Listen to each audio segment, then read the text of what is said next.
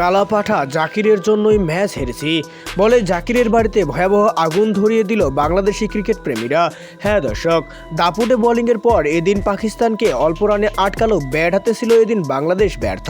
মামুলি লক্ষ্য তাড়া করতে নেমে ব্যাটারদের ব্যর্থতায় হেরে বিদায় নিতে হয় স্টিভ রোজদের শিষ্যদের। 136 রানের লক্ষ্যে তাড়া করতে নেমে বাংলাদেশের শুরুটাই ছিল দুঃস্বপ্নের মতো, যেখানে ওপেনার পারভেজ হোসেন ইমন 0 রানে আউট হন শাহিন শাহ আফ্রিদির বলে। ওয়ান ডাউনে নামা তাহিদ হৃদয়ও বেশিক্ষণ টিকতে পারেনি।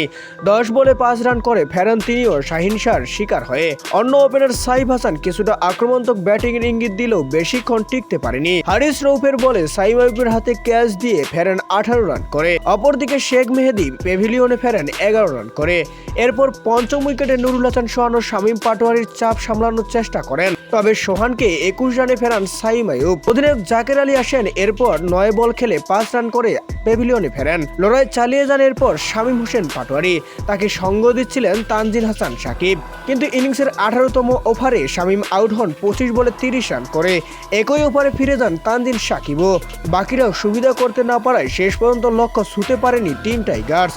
এদিন অধিনায়ক হিসেবে জাকেরের 9 বলে 5 রানের টেস্ট ইনিংসটা মূলত ডুবিয়েছিল বাংলাদেশ দলকে। বেসিক্যালি তাকে হার্ড হিটার হিসেবে দলে নেওয়া হয়ে থাকে, আর যেই কিনা মহাগুরুত্বপূর্ণ ম্যাচে এমন একটা ইনিংস খেলে দলকে বিপদে রেখে যায়, সেই সাথে করে বাজে অধিনায়কত্ব। তাই তো জাকেরের উপর ক্ষোভ ঝেড়ে জাকেরের গ্রামের বাড়িতে আগুন ধরিয়ে দিল কিছু পাগলা ক্রিকেট প্রেমীরা। ভিডিওতে স্পষ্ট দেখা যাচ্ছে কিছু যুবক জাকেরের বাড়িতে আগুন লাগিয়ে দিয়ে ভিডিও করেছেন, যা মুহূর্তে ছড়িয়ে পড়েছে সোশ্যাল মিডিয়ায়।